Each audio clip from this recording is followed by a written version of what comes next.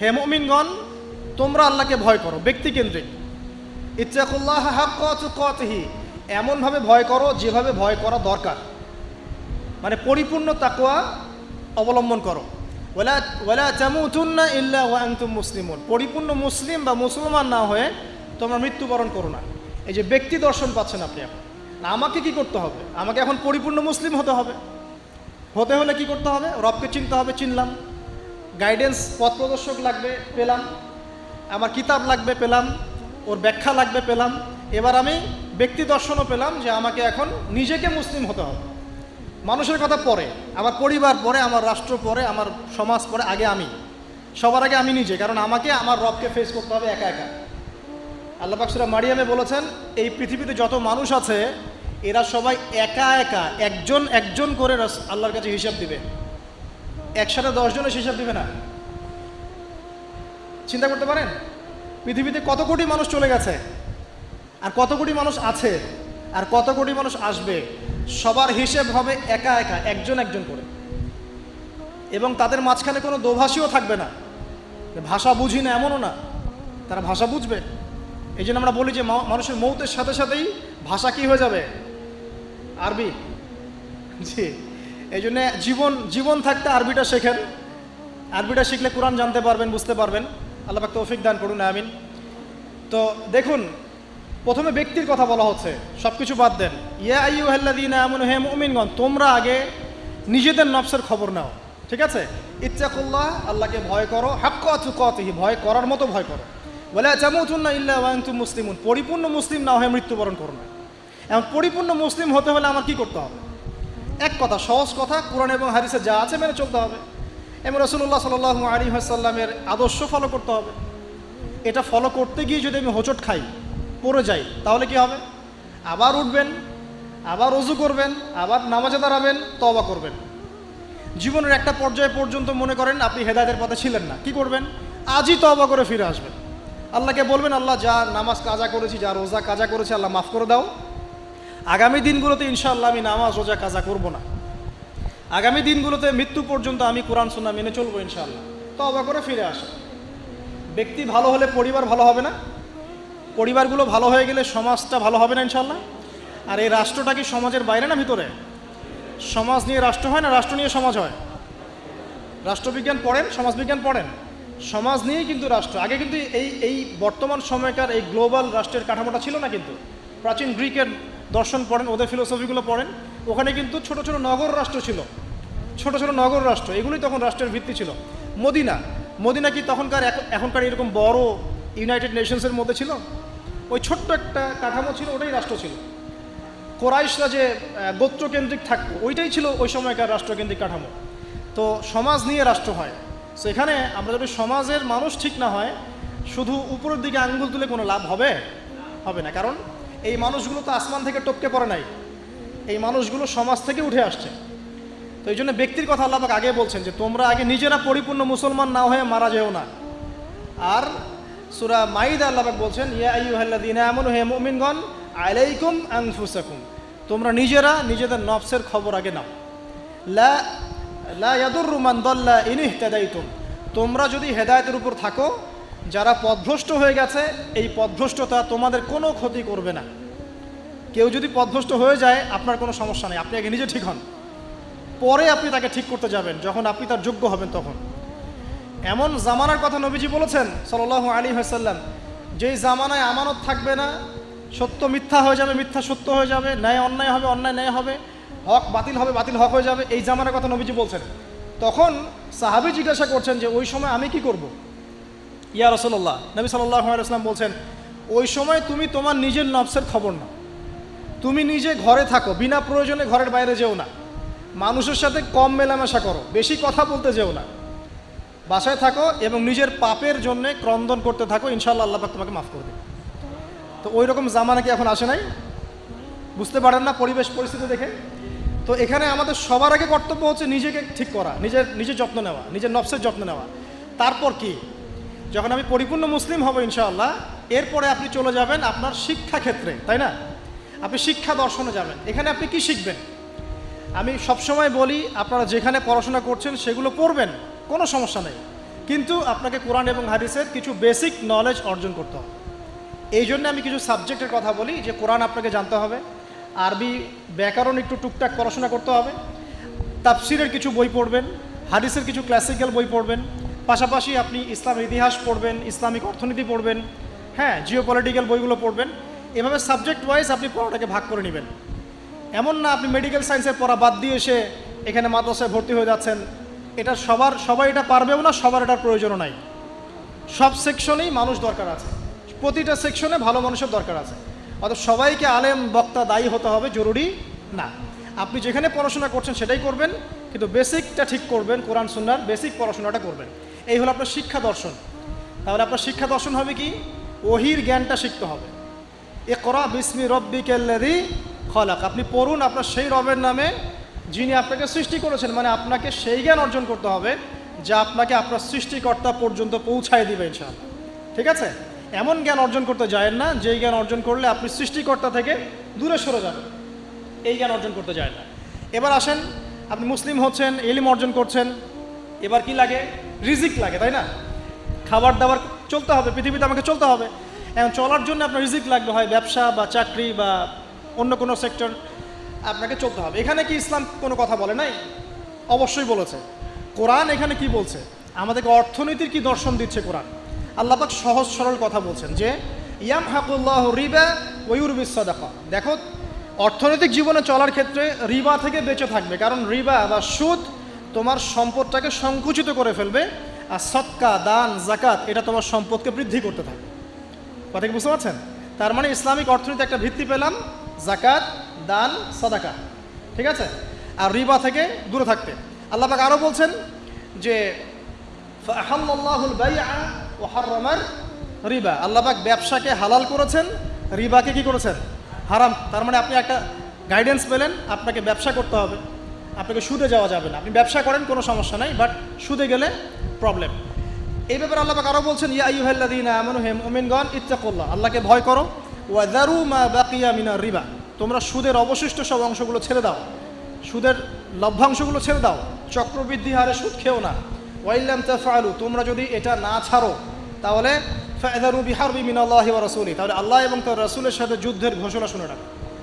তো এখানে আপনি জীবনে চলার পথে রিজিকের আপনি গাইডেন্স পেলেন। ব্যবসা করবেন আলহামদুলিল্লাহ, চাকরি করবেন আলহামদুলিল্লাহ, আপনি দান সাদকা করবেন, যাকাত দিবেন, এগুলো সব পারমিটেড। কিন্তু আপনি রিবায় যেতে পারবেন না, মজুদদারি, কালোবাজারি, দুর্নীতি এগুলোতে যেতে পারবেন না, এটা প্রহিবিটেড। মাপে কম দিতে পারবেন না। মানে আল্লাহ পাক আপনাকে জীবনে চলার পথে রিজিকের সোর্সের ব্যাপারেও গাইডেন্স দিলেন কোরআন থেকে। ঠিক আছে? তো এখানে আমরা ইনশাআল্লাহ তাআলা যারা সুদের সাথে সম্পৃক্ত আছি আজকে তওবা করে ফিরে আসবো ইনশাআল্লাহ। কারণ আপনার তাকদিরে যে রিজিকটা আছে, এই রিজিক না শেষ করে আপনি পৃথিবী থেকে বিদায় নেবেন না। আপনার জন্য চয়েস দুইটা, এই রিজিকটা কি আপনি হারাম পথে যাচ্ছেন নাকি হালাল পথে যাচ্ছেন। হারাম পথে চাইলে ওই পথে আল্লাহ পাক আপনাকে দিবেন, রিজিক শেষ করবেন, মৃত্যুবরণ করবেন। আর হালাল পথে চাইলে ওই পথে আল্লাহ পাক দিবেন, আপনি রিজিক শেষ করবেন, তারপর মৃত্যুবরণ করবেন, তার আগে মরবেন না ইনশাআল্লাহ। আল্লাহ পাক কথাগুলো বোঝার তৌফিক দান করুন, আমিন। এই যে ব্যবসা বাণিজ্য, চাকরি বাকরি হয়ে গেল, এখন কি আপনার পরিবারের ব্যাপার আছে। আমি শেষ করে দিচ্ছি। আপনার পরিবারের কিছু ব্যাপার আছে।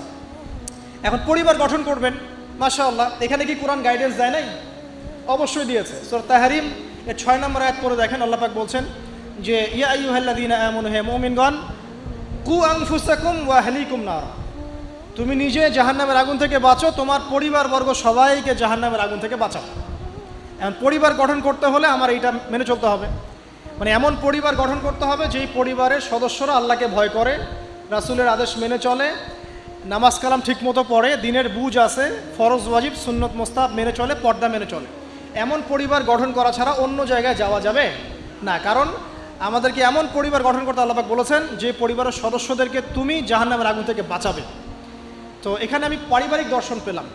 এখানে মোটা থেকে কিছু কথা বলে দেই যে বিয়ে করার সময় অবশ্যই দিনদারিতাকে প্রাধান্য দিবেন, বাকি বিষয়গুলো পরে, রূপ সৌন্দর্য বংশ টাকা পয়সা পরে, আগে দিনদারিতা।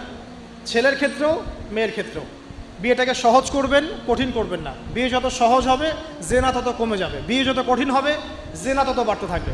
আর এখনকার যুগটা জেনার যুগ, ঘরে ঘরে জেনা পরকীয়া চলছেই, এবং রেপ ধর্ষণ এখনকার একটা কমন সমস্যা।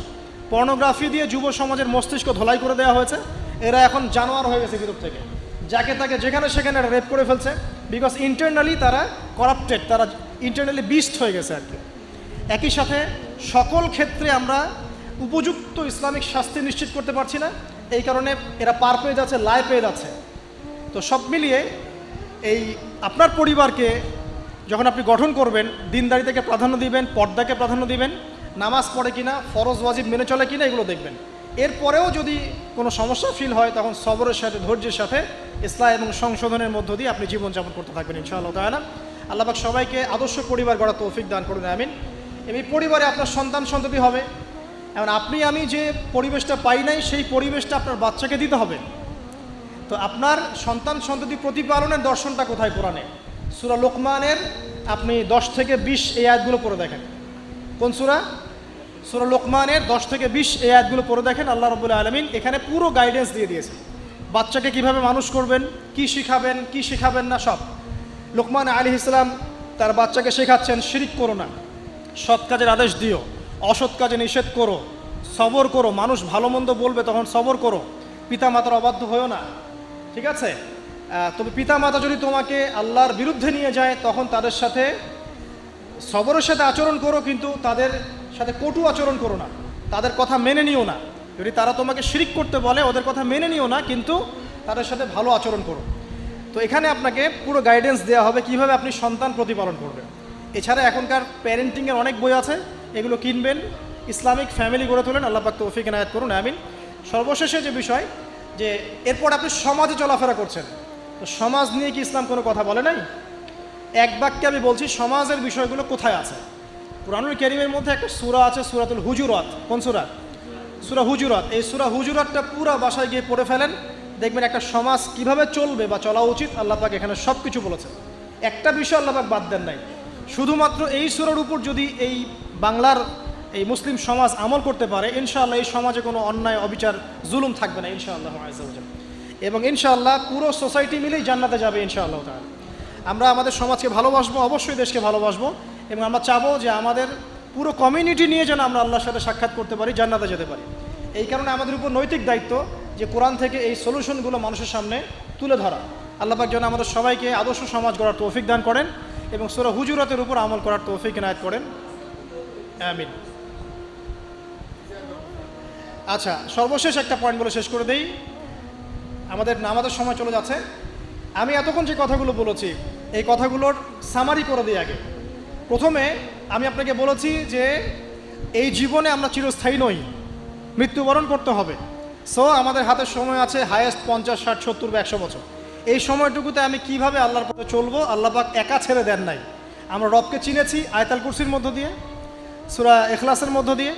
সেই রবের দাসত্ব করব কিভাবে, আল্লাহ পাক দিয়েছেন কোরআন এবং এর ব্যাখ্যা হাদিস, এটা ফলো করব।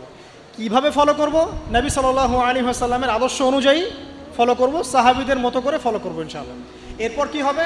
এরপর আমি ব্যক্তি জীবনকে আগে সমৃদ্ধ করব। আমার ব্যক্তি জীবনে আমি জ্ঞান অর্জন করব, আমল করব, তাজকিয়া অর্জন করব, আমার ব্যক্তি জীবনটাকে আমি ইসলামের পথে উৎসর্গ করব। এরপরে কি? এরপরে আমি চলে যাব অর্থনীতিতে। আমার ব্যবসা বাণিজ্যের প্রয়োজন আছে, আমি ব্যবসা বাণিজ্যের ক্ষেত্রে হালাল হারাম মেনে চলব। ইকোনমিক সেকশনে আমি হালাল হারাম মেনে চলবো, আল্লাহর বিধান মেনে চলবো।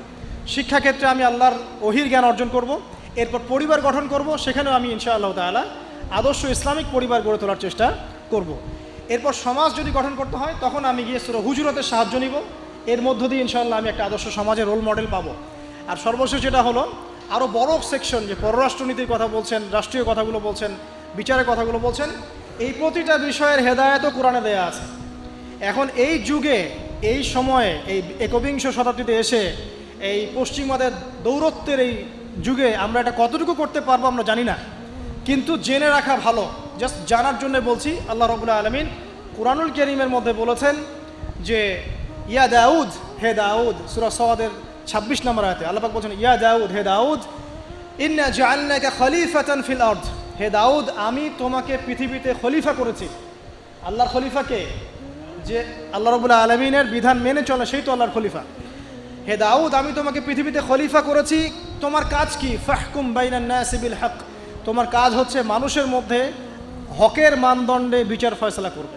আর হক কি আমি কিন্তু আগে বলেছি সূরা কাহফ 29 নম্বর আয়াতে, যে হক সেটাই যেটা আল্লাহর পক্ষ থেকে নাজিল হয়। এই মানদণ্ডে তুমি মানুষের মাঝখানে বিচার ফয়সালা করবে। ওয়ালা তাত্তাবিউল হাওয়া, এবং তুমি তোমার প্রবৃত্তির দাসত্ব করবে না। ফায়ুদিল্লাকা আন সাবিলিল্লাহ, তাহলে এটা তোমাকে আল্লাহর পথ থেকে সরিয়ে নিয়ে যাবে। ইন্নাল্লাযীনা ইউদিল্লুনা আন সাবিলিল্লাহ, নিশ্চয়ই যারা আল্লাহর পথ থেকে বিচ্যুত হয়ে যায়, লাহুম আযাবুন শাদীদ, তাদের জন্য আছে প্রচণ্ড যন্ত্রণাদায়ক শাস্তি। বিমা নাসু ইয়াউমাল হিসাব, এই কারণে যে তারা হিসাবের দিনটা ভুলে গিয়েছে। তো এখানে আমরা একটা দর্শন পেয়ে গেলাম যে আমাদেরকে যদি আল্লাহ রাব্বুল আলামিন বড় লেভেলে নিয়ে যান, তখন আপনাকে কি ফলো করে সমাজ, রাষ্ট্র এবং পলিটিক্যাল অ্যাফেয়ার্সগুলো ডিল করতে হবে। জানি আমি আপনাদের চেয়ে খুব ভালো করে জানি যে এটা বর্তমান বিশ্বে অলমোস্ট ইম্পসিবল। বর্তমান বিশ্বের যে কাঠামো, ঈসা ইবনে মারইয়াম এবং মাহদি আসার আগ পর্যন্ত এটা ইম্পোজ করা অলমোস্ট ইম্পসিবল। তারপরে আমরা জেনে রাখছি, বিকজ এটা জানার অধিকার তো আপনাদের আছে। আল্লাহ পাক সূরা মাইদা আরও বলেছেন, ওয়ামান লাম ইয়াহকুম বিমা আনজালাল্লাহু ফাউলাইকা হুমুল কাফিরুন। সূরা মাইদা পড়েন 44, 45, 47 তিনটা আয়াত পড়বেন। আল্লাহ পাক বলছেন, যে ব্যক্তি বা যারাই আল্লাহ পাকের নাজিলকৃত বিধান অনুযায়ী ফয়সালা করছে না, তারা জালেম, তারা ফাসেক, তারা কাফের। আল্লাহ পাক বলেছেন, আমার কথা নয়। আল্লাহ পাক আরও বলছেন, যখন তোমরা পলিটিক্যাল অ্যাফেয়ার্সে যাবে, ওয়ালা তাত্তাখিযুল ইয়াহুদা ওয়ান নাসারা আউলিয়া, তোমরা ইহুদি এবং নাসারাদেরকে বন্ধু রূপে গ্রহণ করো না। এই আয়াতটা তেলাওয়াত করলে আমাদের মিডল ইস্টের যারা আছে শাসকরা, তাদের কলিজা কাঁপা শুরু হয়ে যায়। আল্লাহ পাক বলেছেন, ইয়া আইয়ুহাল্লাযীনা আমানু, হে মুমিনগণ, লা তাত্তাখিযুল ইয়াহুদা ওয়ান নাসারা আউলিয়া, তোমরা ইহুদি এবং নাসারাদেরকে বন্ধু রূপে গ্রহণ করো না। কেন গ্রহণ করো না? বা'দুহুম আউলিয়া ও বা'দ, এরা একে অপরের বন্ধু। ওয়া মান ইয়াতাওয়াল্লাহুম মিনকুম, তোমাদের মধ্যে কেউ যদি ওদের দিকে মুখ ফিরায়, ফাইন্নাহু মিনহুম, সে তাদের অন্তর্ভুক্ত। ইন্নাল্লাহা লা ইয়াহদিল কওমাজ যালিমিন, আল্লাহ পাক এই জালেমদেরকে হেদায়েত করেন না। সেরকম অনেক আয়াত কোরআনে আছে। এখানে যখন আল্লাহ পাক ওই লেভেলে মানুষকে নিয়ে যাবে, তখন তার উচিত হবে, যদি তার সামর্থ্য থাকে, ক্ষমতা থাকে, তাহলে আল্লাহ রাব্বুল আলামিনের সেই বিধানগুলোকে ইম্পোজ করা। যেটা আমি বলে দিলাম, এই দাজ্জালীয় সভ্যতার যুগে এটা অলমোস্ট ইম্পসিবল। তারপরেও যে ন্যায়ের কথা বলা হয়, যতটুকু পারা যায় অতটুকুর মধ্যেই আল্লাহ রাব্বুল আলামিনের হক, ন্যায়, যেটা আমাদের সমাজের জন্য কল্যাণকর, এই ডিসিশনগুলো নিতে কোনো আপত্তি নেই। আল্লাহ রাব্বুল আলামিন আমাদের ঊর্ধ্বতন কর্তৃপক্ষ যারা আছে সবাইকে শক্তিশালী করুন, আমরা দোয়া করি, এবং তাদেরকে আল্লাহ রাব্বুল আলামিনের কোরআন এবং হাদিস বোঝার তৌফিক দান করুন। সরাসরি না হলেও টেকনিক্যালি ইসলামের বিধানগুলোকে ইম্পোজ করার তৌফিক আল্লাহ পাক সবাইকে দান করুন, আমিন। আল্লাহ রাব্বুল আলামিন আমাদের সবাইকে মাফ করে দিন। এই দুনিয়ার জীবনটা যেন আমরা আল্লাহর আনুগত্যে কাটাতে পারি, আল্লাহ পাক সে তৌফিক আমরা সবাইকে দান করুন। এবং আমরা আরও বলছি যে আল্লাহ রাব্বুল আলামিন আমাদেরকে কোরআন সুন্নাহর জ্ঞানী হওয়ার তৌফিক দান করুন, বেশি বেশি করে আমল করার তৌফিক দান করুন, আদর্শ ইসলামিক পরিবার গড়ার তৌফিক দান করুন। পাশাপাশি আমাদেরকে যা রিজিকের সমস্যায় ভুগছি, হালাল রিজিকের সোর্স যাদের জুটছে না, আল্লাহ পাক এই বেকারত্ব দূর করে দিন এবং হালাল রিজিকের পথ প্রশস্ত করে দিন, আল্লাহুম্মা আমিন। আমাদের সমাজটাকে আল্লাহ রাব্বুল আলামিন কোরআনের কাঠামোতে গড়ে তোলা তৌফিক দান করুন, এবং আল্লাহ পাক আমাদের ঊর্ধ্বতন কর্তৃপক্ষ যারা আছে সবাইকে শক্তিশালী করুন, যাতে করে তারা ইসলামের কল্যাণে কাজ করতে পারেন, আমিন।